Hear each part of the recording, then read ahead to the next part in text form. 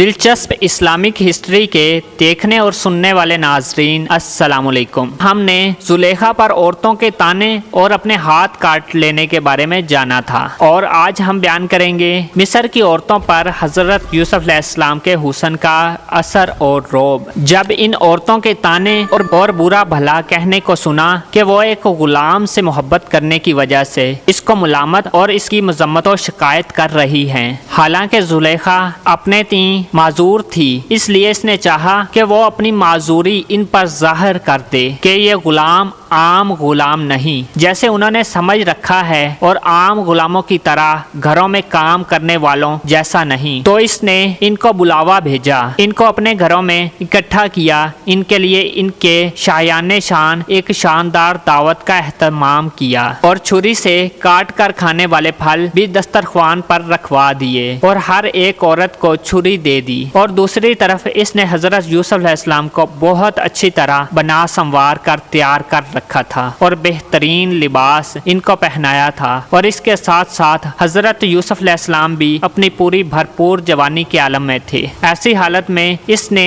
یوسف علیہ السلام کو ان عورتوں کے سامنے آنے کا حکم دیا۔ جب وہ باہر آئے تو چاند سے زیادہ حسین چہرہ تھا، اور جب ان پر ان عورتوں کی نظر پڑی تو ان کو ایک بہت شاندار مرد پایا، اور ان کی ہیبت ان عورتوں کے دلوں پر بیٹھ گئی۔ ان کا خیال تھا کہ اولاد آدم میں ایسا خوبصورت جوان ہو ہی نہیں سکتا۔ وہ اس کے حسن و جمال کی نورانیت سے حیران رہ گئیں، اور ان کو اپنا ہوش نہ رہا، اور اپنے ہاتھ چھریوں سے کاٹ رہی تھی، لیکن ان کو اس تکلیف کا احساس بھی نہ رہا، اور سب بیک زبان بول اٹھیں کہ اللہ کی پناہ، یہ تو انسان ہی نہیں، یہ تو کوئی عزت والا فرشتہ ہے۔ معراج والی حدیث میں ہے کہ نبی کریم صلی اللہ علیہ وآلہ وسلم فرماتے ہیں کہ میں یوسف علیہ السلام کے پاس سے گزرا تو پتہ چلا کہ آپ کو نصف حسن دیا گیا ہے۔ امام سہیلی اور دیگر ائمہ کرام کا کہنا ہے کہ حضرت آدم علیہ السلام کے حسن کا نصف دیا گیا ہے، کیونکہ آدم علیہ السلام کو اللہ تعالیٰ نے اپنے ہاتھ سے بنایا اور ان میں اپنی روح پھونکی۔ آدم علیہ السلام بشری حسن کی انتہا کو پہنچے ہوئے تھے، اور اسی لیے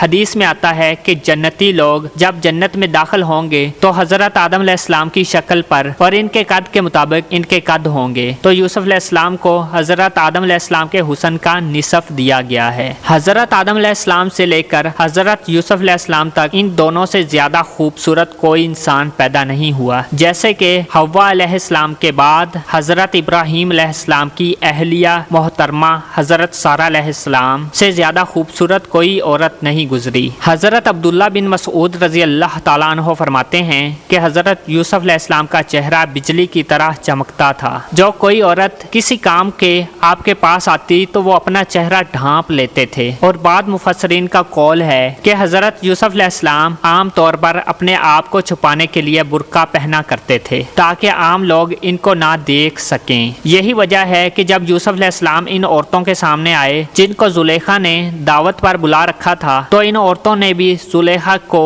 حضرت یوسف علیہ السلام کی محبت میں معذور قرار دیا تھا، اور اپنے ہاتھ چھریوں سے کاٹ بیٹھی، اور یوسف علیہ السلام کو دیکھ کر حیران و سرگرداں رہ گئی۔ اب زلیخا نے بھی ان سے کہہ دیا کہ یہی ہے وہ جس کے بارے میں تم مجھے ملامت کر رہی تھی۔ پھر اس نے حضرت یوسف علیہ السلام کی عفت و پاک دامنی کی تعریف کی اور کہنے لگی، میں نے ہی اس کو بہکایا پھسلایا تھا، لیکن یہ بچ گیا ہے، اور اگر یہ وہ کام نہیں کرے گا جس کا میں اس کو کہہ رہی ہوں اور حکم دے رہی ہوں تو ضرور اس کو قید میں ڈال دیا جائے گا اور ذلیل و خوار ہوگا۔ اور وہ دوسری عورتیں جو زلیخا کی دعوت پر آئی تھی وہ بھی حضرت یوسف علیہ السلام کو تلقین کرنے لگیں کہ وہ اپنی مالکہ کا کہنا مان لے اور اس کی اطاعت و فرما برداری کرے، لیکن یوسف علیہ السلام نے اس سے انکار کر دیا اور برائی سے الگ رہے، کیونکہ آپ انبیاء علیہ السلام کی پشت سے تھے، اور اس بارے میں اللہ سے دعا بھی کی اور اللہ سے مدد مانگی۔